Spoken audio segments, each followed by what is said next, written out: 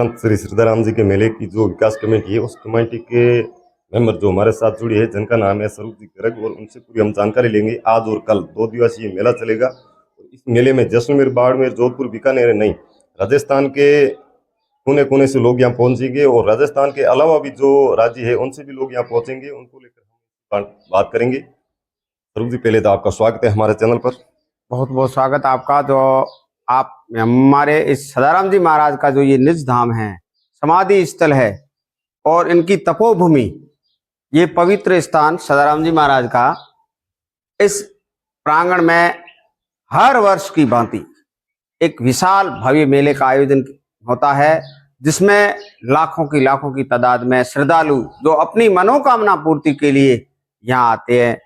बहुत ही श्रद्धा भाव से यहाँ पे सर्व समाज, जिसमें सभी समाजों के लोग इस मेले में एकत्रित होते हैं।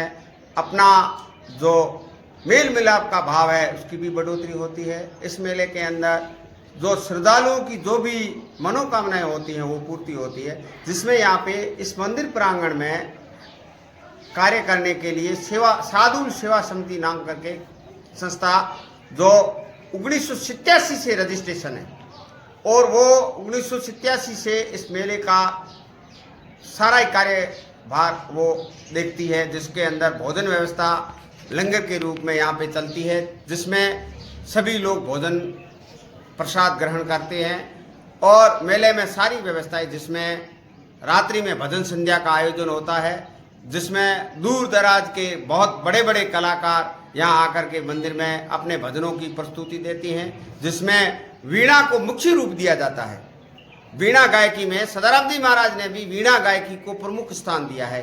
उनके साथ में जो भी रहते थे वो वीणा गायकी को प्रमुख स्थान, क्योंकि हमारा ये पश्चिमी राजस्थान का ये जो जैसलमेर बाड़मेर का बॉर्डर इलाका है, ये दो धाम बना हुआ है। ये धाम सदाराम जी महाराज का धाम है। ये जो जैसलमेर से भी 100 किलोमीटर है और बाड़मेर से भी 100 किलोमीटर, दोनों जिलों के सीमा के ऊपर बसा हुआ ये सदाराम जी महाराज का मुख्य धाम, जहाँ पे सदाराम जी महाराज की पवित्र समाधि, उनकी तपोभूमि, उनके योग का केंद्र, जो आज योग अपने विश्व में है, उस योग का प्रतिनिधित्व उस समय सदाराम जी महाराज ने यहाँ पर उनका एक योगशाला बनी हुई है, जिसे हम योग की पठाल के नाम से बोलते हैं। पहले समय में योग की पठाल के नाम से जानते हैं। उनका पवित्र धूना, जिसके ऊपर बैठ करके वो अपनी योग साधना, जो ईश्वरीय भक्ति की साधना करते थे, वो उनका एक पवित्र धूना बना हुआ है।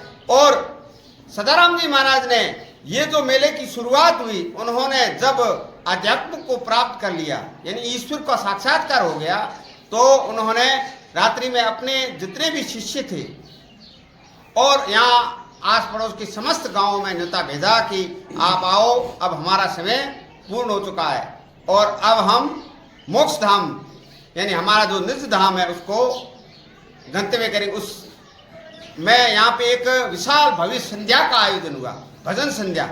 उस संध्या के उपरांत सुबह उन्होंने अपने, जो ये आज तीज की रात्रि है, इसी रात्रि को सदाराम जी महाराज ने खुद ने अपने शिष्यों को बुला करके यहाँ पे एक भव्य संध्या का आयोजन किया।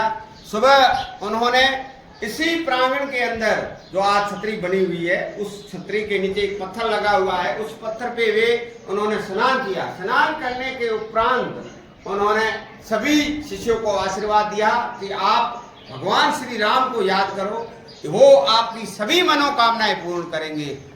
और उन्होंने समाधि ली। उसके बाद में ये लगातार हर वर्ष तीज की शाम को सत्संगत और चौथ को गादी दर्शन। तो सदाराम जी महाराज के उस समय महाराणा केसर सिंह जी, जो जैसलमेर दरबार थे, उन्होंने सदाराम जी महाराज की परीक्षा ली और उस परीक्षा के बाद में उनको अपना सदगुरु बनाया। और उसके बाद में गुरु परंपरा चली आ रही है। आज भी जैसलमेर जो राजघराना है वो सदाराम जी महाराज के मंदिर से गहरी आस्था रखता है।